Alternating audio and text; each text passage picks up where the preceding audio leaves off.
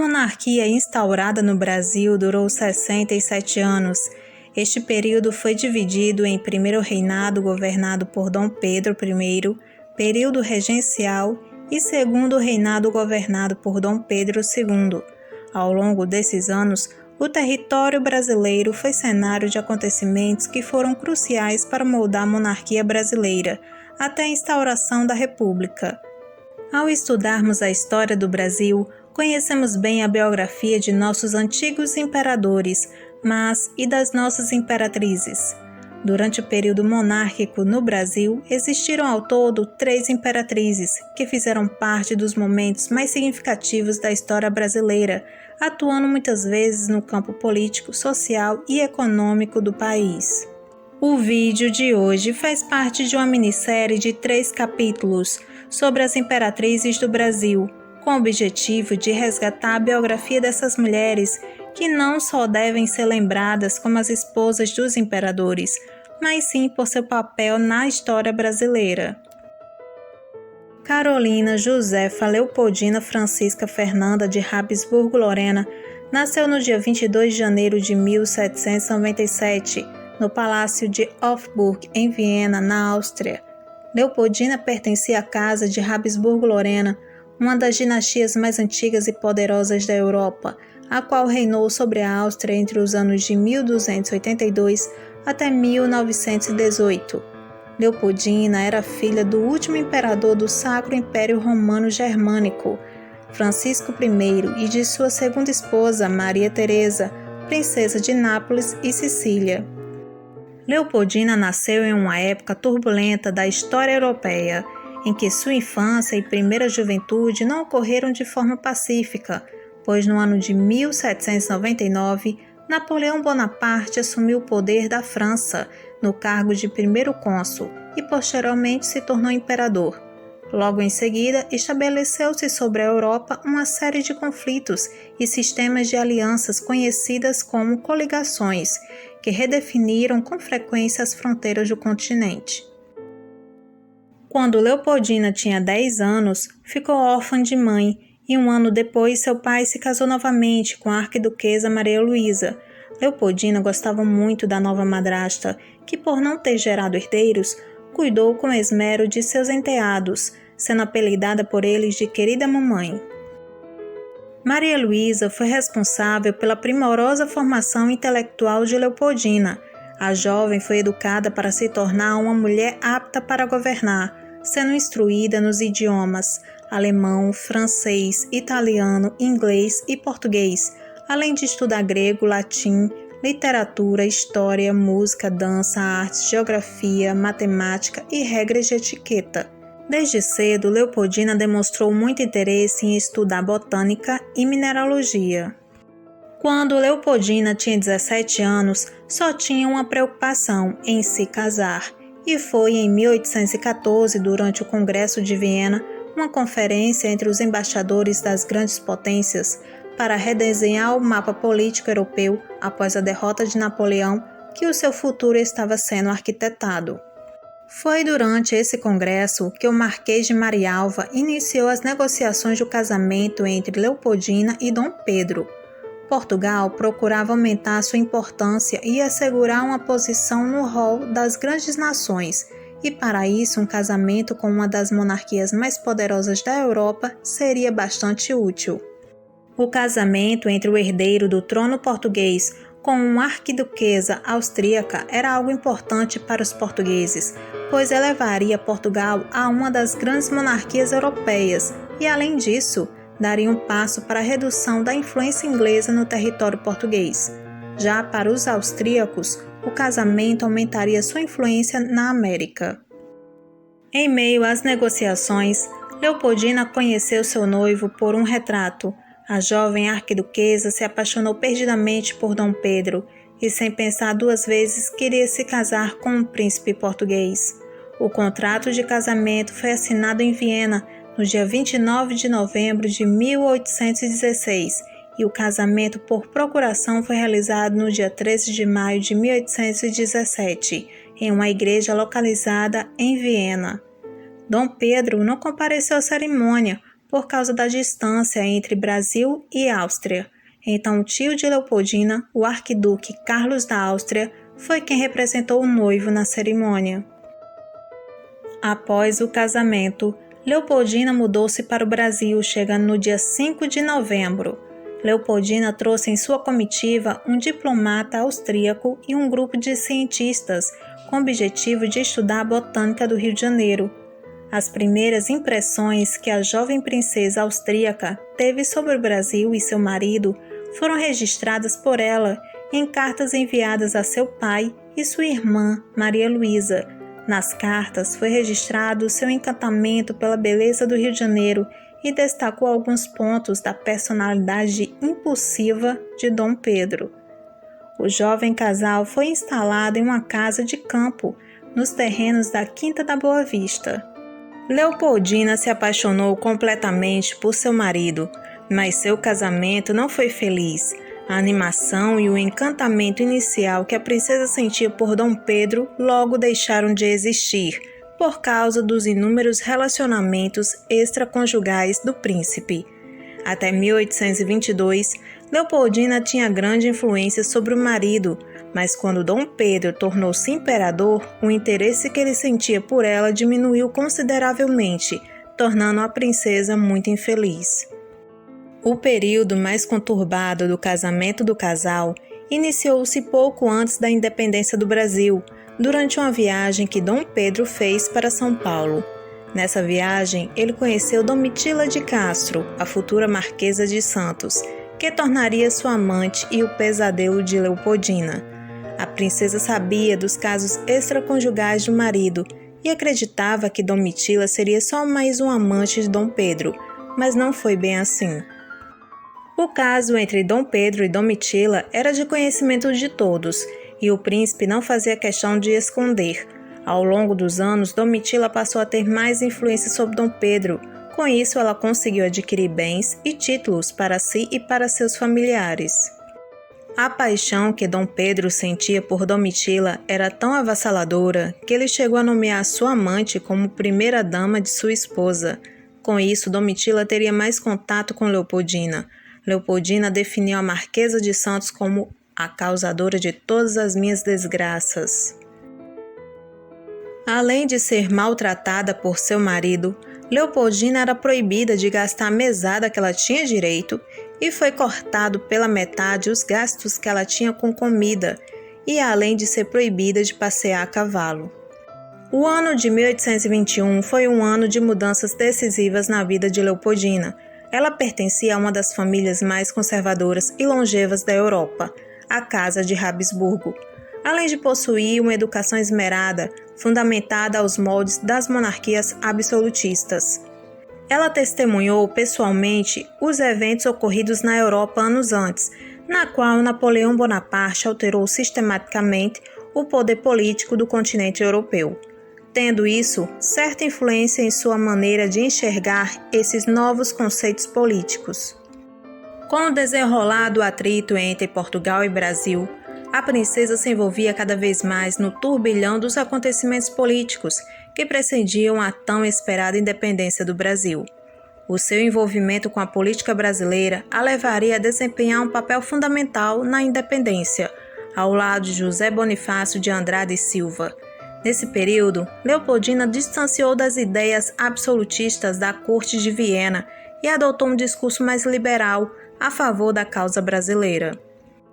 Em consequência da Revolução Liberal do Porto ocorrida em Portugal em 1820, no dia 25 de abril de 1821, Dom João VI e sua corte foi forçada a retornar para Portugal, e Dom Pedro permaneceu no Brasil, atuando como príncipe regente. A oposição entre portugueses e brasileiros tornou-se cada vez mais evidente. Com isso, Leopoldina compreendia que era melhor iniciar o processo de independência do Brasil. Leopoldina tinha o desejo de retornar para a Europa, mas a leitura que ela fez do cenário político no Brasil fez ela renunciar ao seu desejo. Leopoldina era muito inteligente e logo ficou ciente do caótico clima político que estava se instaurando no Brasil, e ao perceber o possível risco de acontecer uma revolução democrática e republicana em solo brasileiro, ela decidiu agir. A princesa aconselhava o seu marido como agir, pois Dom Pedro era um homem indeciso e ainda tinha um sentimento de lealdade a Portugal. Desse modo, possuía ações hesitantes em relação à independência. Leopoldina percebeu que a monarquia só se manteria em vigência no Brasil se um monarca da família dos Bragança tomasse a liderança da situação e conduzisse o processo de independência.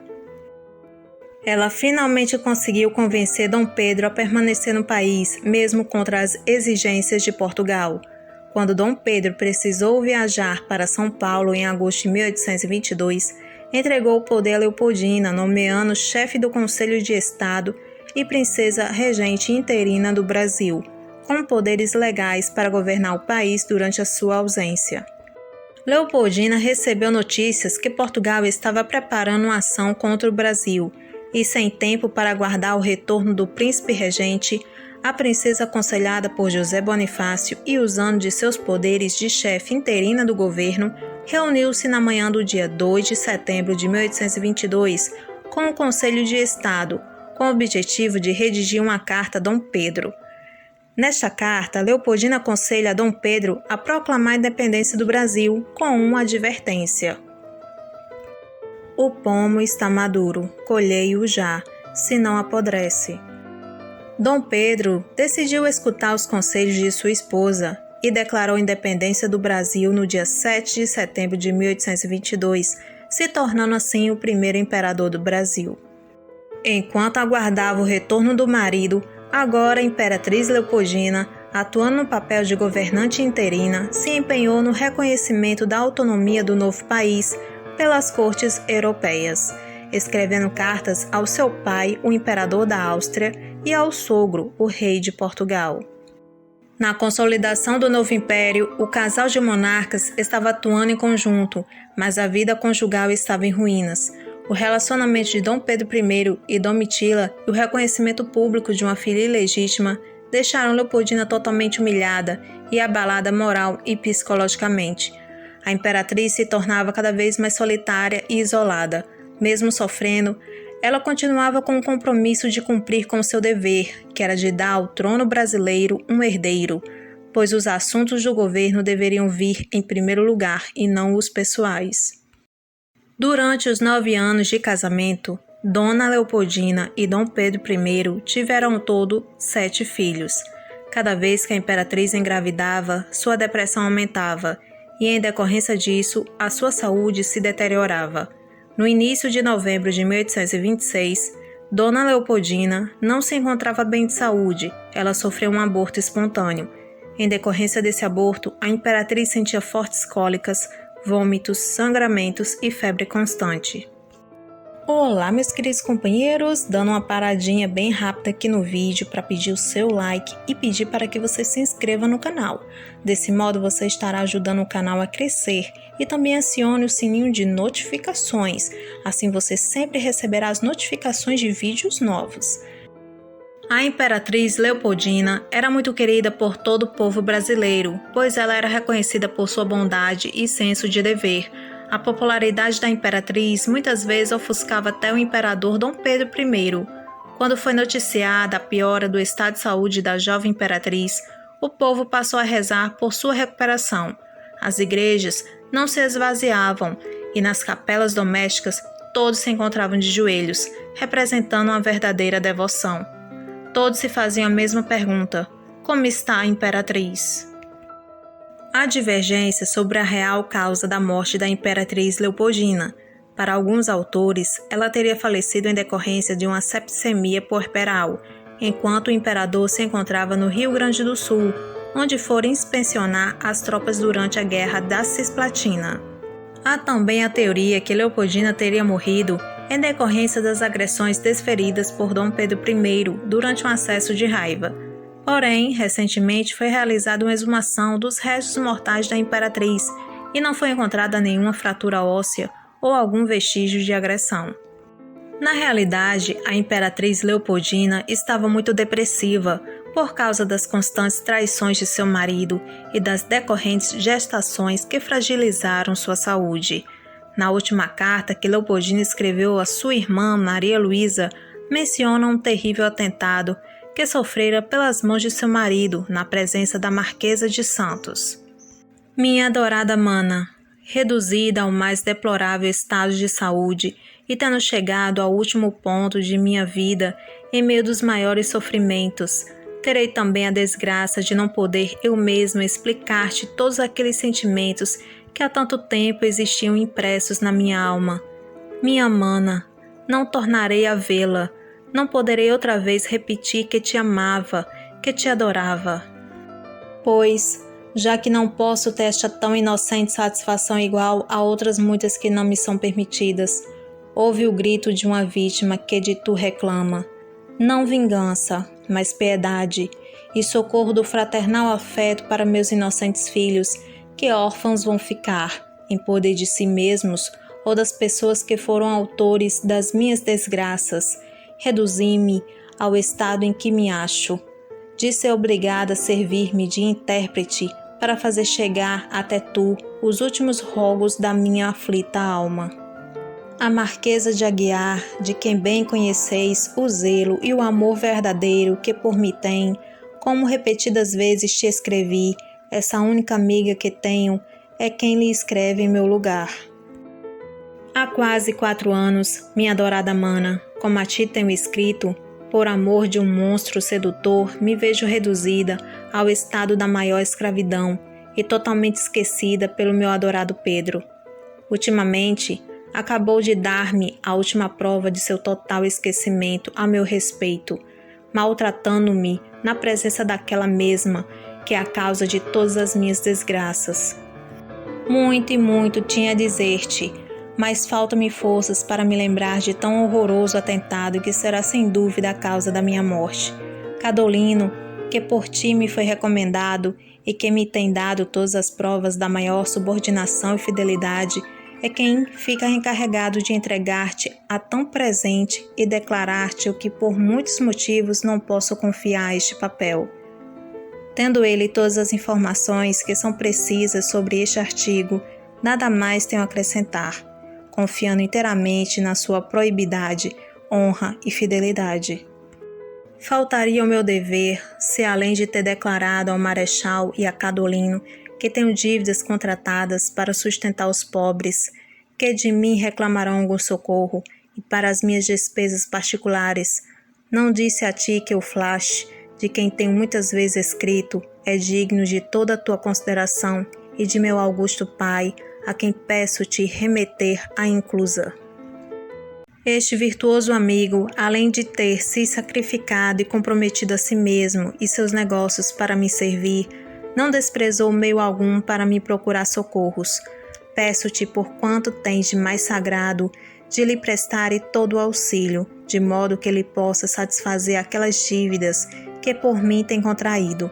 Recomendo este exemplo da mais virtuosa amizade. Cadolino te dirá qual foi o procedimento de Marechal para comigo.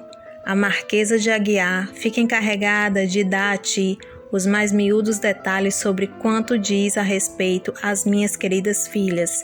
Ah, minhas queridas filhas, que será delas depois da minha morte?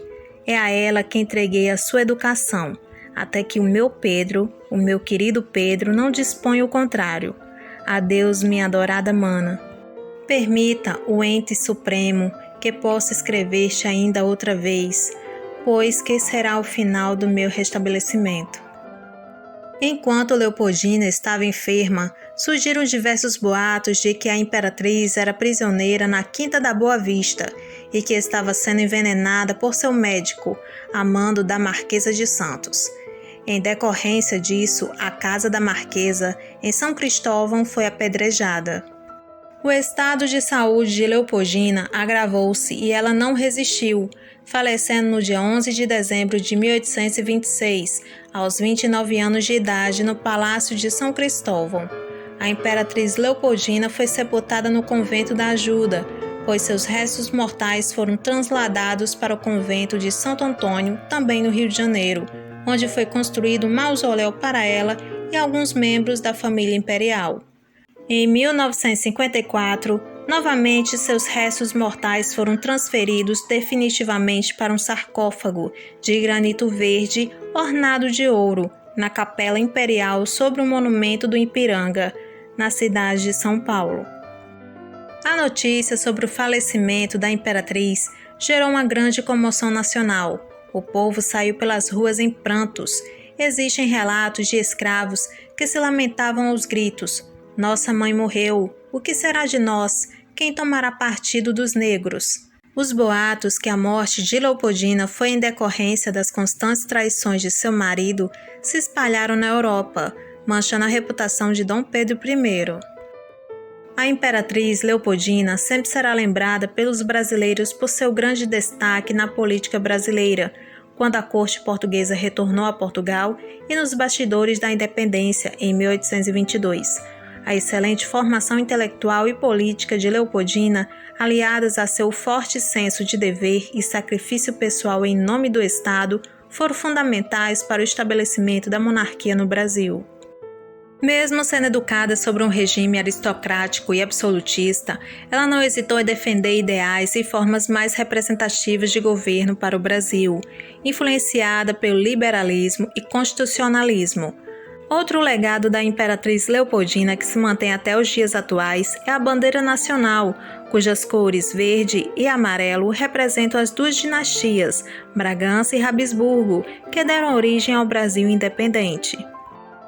Olá, meus queridos companheiros, gostaram do vídeo? Se sim, não esqueça de deixar o seu like e se inscreva no canal. Isso ajuda muito mesmo o canal a crescer. Desde já agradeço por sua companhia aqui durante o vídeo. Até a próxima!